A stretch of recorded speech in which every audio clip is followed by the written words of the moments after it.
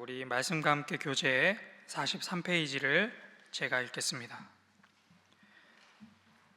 52장은 시온을 향한 여호와의 구원을 노래합니다. 구원의 날이 오면 이스라엘은 종살이 하던 곳에서 나올 것이며 그때 여호와의 보호하심 아래 시온으로 발걸음을 옮기게 될 것입니다. 53장은 네 번째 여호와의 종의 노래입니다. 고난받는 메시아의 모습을 생생하게 묘사하며 궁극적인 메시아의 승리에 대한 원대한 비전을 담고 있습니다.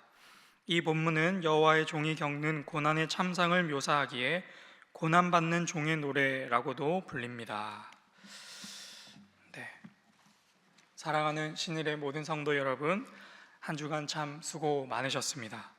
한 주를 마무리하는 이날에도 어김없이 우리의 발걸음을 옮겨서 새벽 기도회를 드리고 있는 우리 모두에게 하나님의 참된 평강이 함께하기를 주님의 이름으로 축복합니다. 오늘 우리가 함께 살펴볼 말씀은 앞서 읽은 것처럼 이사야 52장과 53장의 말씀입니다. 오늘 본문은 크게 두 부분으로 나눠서 살펴보도록 하겠습니다. 첫 번째 부분은 52장 1절부터 12절까지를 우리 먼저 살펴보고, 그리고 두 번째 부분은 52장 13절부터 53장 12절까지 이렇게 나눠서 함께 살펴보도록 하겠습니다. 먼저 첫 번째 부분을 살펴보겠습니다. 52장 1절의 말씀, 우리 52장 1절의 말씀을 함께 읽겠습니다. 시작. 깰지어다 깰지어다 내 힘을 낼지어다 거룩한 성 예루살렘이여 내 아름다운 옷을 입을지어다 이제부터 할례받지 아니한 자와 부정한 자가 다시는 내게로 들어옴이 없을 것임이라. 아멘. 하나님께서는 시온이라 불리는 그 예루살렘이 다시금 회복될 것을 선포하십니다.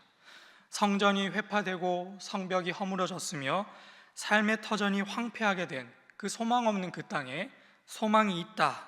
그 땅이 다시 회복될 것이다. 이제는 이방의 제국들이 감히 침범할 수 없을 정도로 강대한 그런 도시, 나라가 될 것이다 라고 말씀하고 계신 것이죠. 이 말씀을 시작으로 하나님께서는 이스라엘에 대한 주권이 그들에게 있는 것이 아니라, 이방 제국에게 있는 것이 아니라 하나님께 있음을 계속해서 반복적으로 드러내고 계십니다.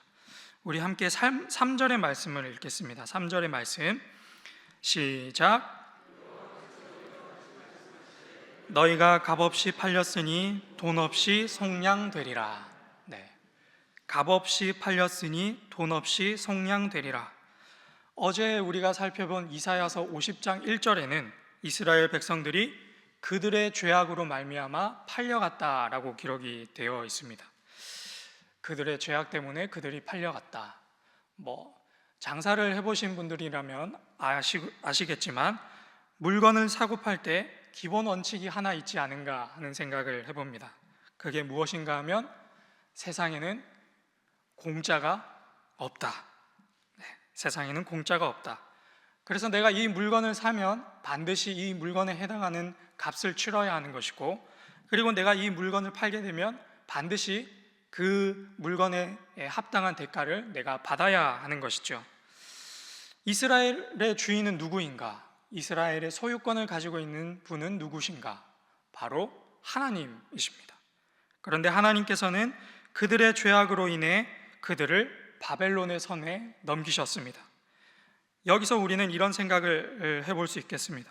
세상에는 공짜가 없다라고 하는데 하나님께서는 이스라엘을 그 바벨론에게 넘기시면서 무엇을 대가로 받으셨을까 하는 질문입니다.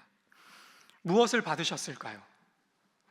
생각을 해보면 하나님께서는 아무것도 바벨론으로부터 값을 지불받지 않으셨다라는 것을 알 수 있습니다. 다시 말해서 그 원칙 아래, 세상에는 공짜가 없다라는 그 원칙 아래에서 바벨론이 이스라엘의 주권을 주장하려면 하나님께 무언가 대가를 지불했어야 했는데 그것을 지불하지 않은 것이죠. 그리고 하나님도 그 어떤 대가를 받으시지 않으셨기 때문에 여전히 이스라엘에 대한 주권은 바벨론에게 있는 것이 아니라 하나님께 있다라는 것을 간접적으로 본문에서 드러내고 있는 것입니다. 이러한 관점은 5절에서 더 확장됩니다. 우리 5절의 말씀을 읽겠습니다. 5절 시작. 그러므로 이제 여호와께서 말씀하시되 내 백성이 까닭 없이 잡혀갔으니 내가 여기서 어떻게 하랴. 여호와께서 말씀하시되 그들을 가난하는 자들이 떠들며 내 이름을 항상 종일토록 더럽히도다. 아멘. 앞선 3절에서는 값없이, 돈 없이 이렇게 했는데 방금 읽은 5절에는 까닭 없이라고 기록하고 있습니다. 까닭 없이. 쉽게 말해서 5절의 말씀을 쉽게 표현을 해보면, 지금 나의 그릇, 우리 집 그릇이 지금 너희 집에 있는데 이게 맞는 거냐? 내 그릇이 너희 집에 있는데 이게 맞는 거냐? 도대체 어떻게 된 일이냐? 어떻게 된 일이기에 내 그릇이 너희 집에 있느냐? 바벨론, 네가 지금 무슨 이유로 내 그릇을 너희 식기 보관함에 보관하고 있느냐? 네가 지금 나를 만만하게 보고 있으니까 내 그릇을 너희 집에 두고 있는 게 아니냐 하고 하나님께서 비꼬듯이 그것을 말씀하고 계시는 것이죠. 듣는 바벨론 입장에서는 좀 억울하기도 하고 이게 뭔 소린가 싶지만, 집 떠나 고생하고 있는 그 그릇의 입장으로 우리가 생각을 해보면 자신의 주인이 자신을 찾으려고 이렇게 말한다라는 것을 보면 그만큼 든든하고 힘이 되는 이야기가 없는 것이죠. 그래서 오늘 우리 함께 기도할 첫 번째 기도 제목은 나의 삶의 주권이 언제나 하나님께 있음을 신뢰하게 하소서입니다. 나의 삶의 주권이 언제나 하나님께 있음을 신뢰하게 하소서. 하나님께서는 계속 반복해서 이스라엘에 대한 주권을 말씀하고 계신데, 여기에 있는 우리의 주권은 누구에게 있나요? 네, 이스라엘과 마찬가지로 하나님께 있습니다. 그런데 때때로 우리가 인생을 살아가다 보면 힘든 일을 만날 때 내 삶의 주권이 사람에게 있는 것처럼 보일 때가 있습니다. 나의 생계를 움켜쥐고 있는 누군가가 나의 삶을 이렇게 저렇게 주장하고 있는 것처럼 보입니다. 때때로 아주 막강한 권력을 가지고 있는 권력가가 나의 모든 길을 가로막고 있는 것처럼 보일 때가 있고요. 비단 이럴 때뿐만 아니라 답답하고 어려운 상황들 속에서 다른 누군가가, 다른 무언가가 나의 삶을 주장하고 있다라는 생각을 종종 할 때가 있습니다. 그러나 오늘 본문 말씀에 의하면 우리는 언제나 하나님의 소유이고 하나님의 주권 아래 놓여 있는 줄로 믿습니다.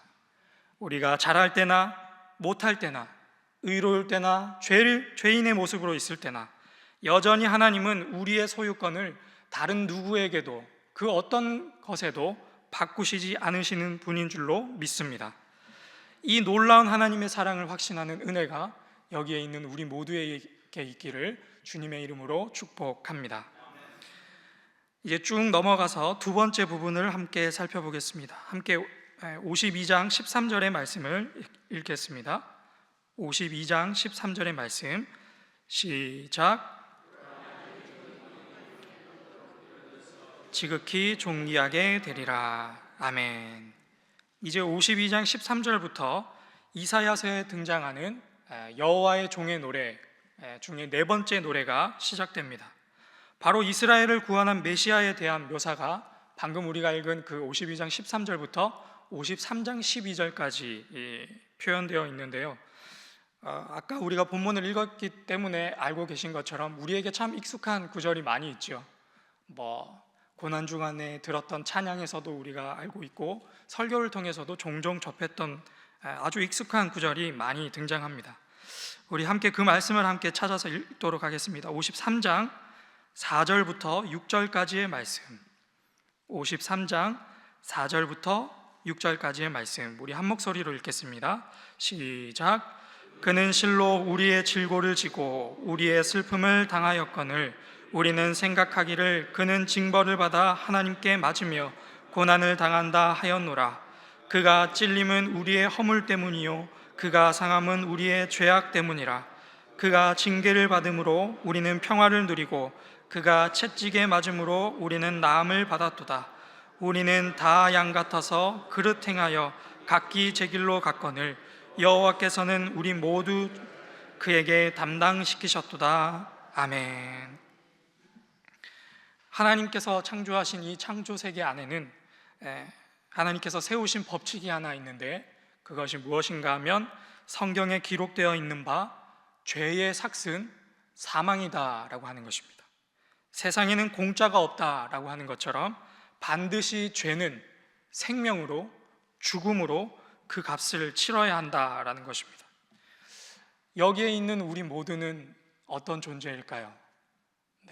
여기에 있는 우리 모두는 저를 포함해서 죄인입니다. 그래서 우리는 이 죄에 대한 값을 반드시 치러야만 합니다. 그런데 오늘 본문에서는 우리가 방금 읽은 그 말씀에서는 하나님께서 우리의 모든 죄악을 당신이 선택하신 종 메시아 예수 그리스도께 담당시키셨다라고 말씀하고 계십니다. 이것이 은혜이고 이것이 복음이고, 그리고 우리가 153 새생명 잔치를 준비하고 있는데 우리가 믿지 않는 그들에게 전해야 할 하나님의 사랑인 줄로 믿습니다. 마태복음 18장에 보면 10,000달란트 탕감받은 자의 이야기가 기록되어 있습니다. 왕이 이 길거리를 이렇게 거닐다가 자신에게 10,000달란트 빚진 자를 발견합니다. 그래서 왕은 사람을 시켜서 그 사람을 내 앞에 데려오라 라고 명령합니다. 그리고 그 사람에게 말하기를 네가 빚진 이 10,000달란트를 나에게 갚으라 라고 이야기를 합니다. 그런데 주머니 탈탈 털어도 이 사람에게는 그 돈을 갚을 만한 돈이 없습니다. 그래서 왕이 이렇게 이야기합니다. 돈이 없으면 네 몸을 팔고 내 아내를 팔고 내 자식을 팔고 내 집과 모든 소유를 팔아서 빚을 갚아라 라고 명령합니다. 그러자 이 사람이 무릎을 꿇고 절하면서 말하기를 제발 좀 참아 주십시오. 제가 반드시 갚겠습니다 라고 이야기를 합니다.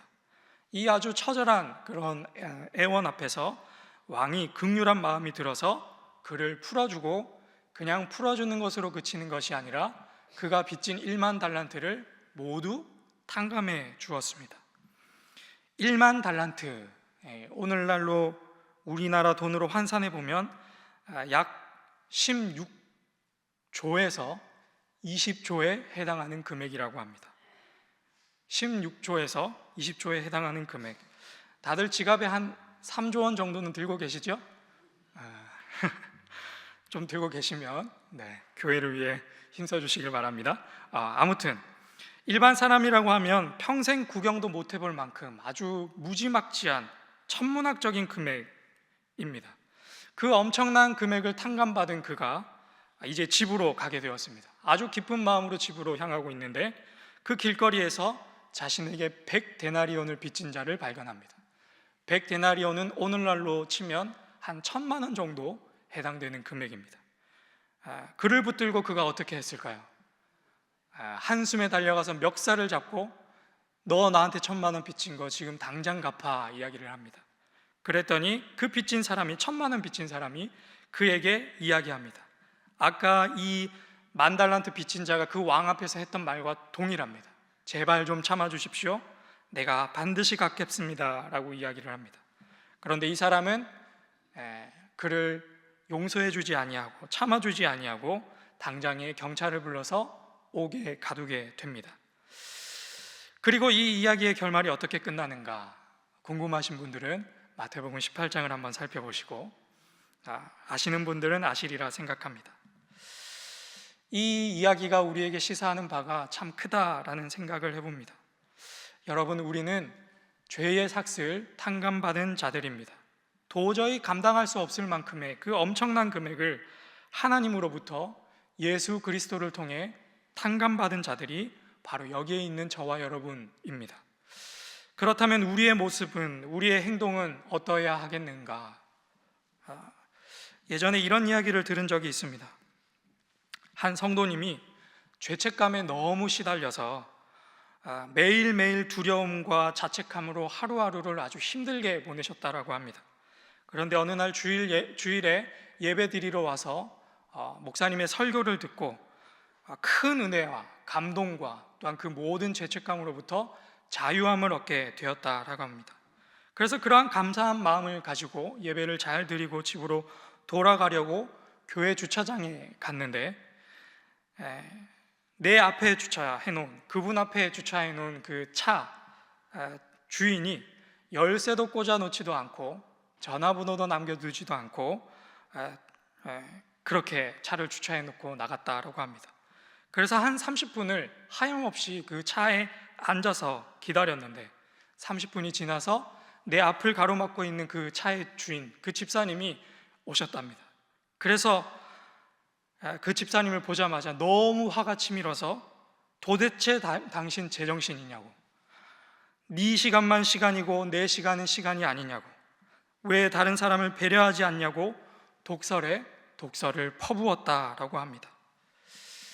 1만 달란트 탕감받았는데 탕감받지 않은 사람처럼, 더 나아가 탕감받지 않아도 되는 사람처럼 살아가는 우리네의 모습을 콕 찌르는 그런 이야기가 아닌가 싶습니다.